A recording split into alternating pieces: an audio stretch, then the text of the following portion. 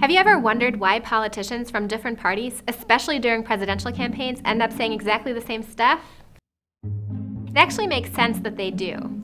I can tell you why by explaining something called the median voter theorem. Let's assume you're a Democratic politician running for election.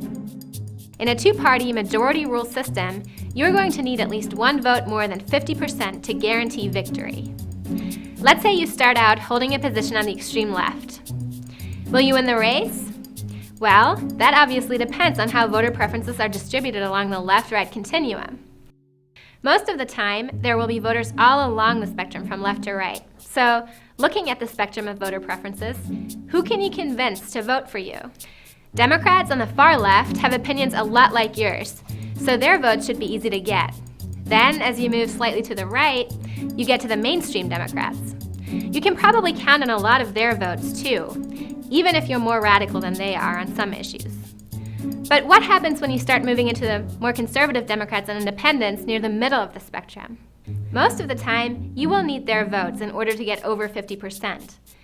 But their preferences are so different from yours, they might refuse to vote for you.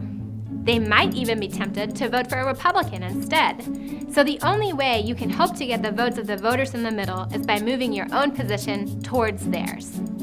In fact, if you want to win, you will have to aim for the position of the median voter, the guy right in the middle of the spectrum, because he's the last voter you have to convince to get the majority you need.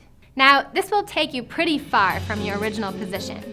Will the voters further to the left still vote for you? In a two-party system, they probably will. You're still closer to their position than the Republican candidate, and as we all know, there usually aren't any other viable candidates out there. And your Republican opponent will be going through the exact same process. If he wants to convince more than a small group of hardcore Republicans to vote for him, he also needs to appeal to the people further to the left and ultimately to the median voter. So that's why all politicians end up saying exactly the same stuff.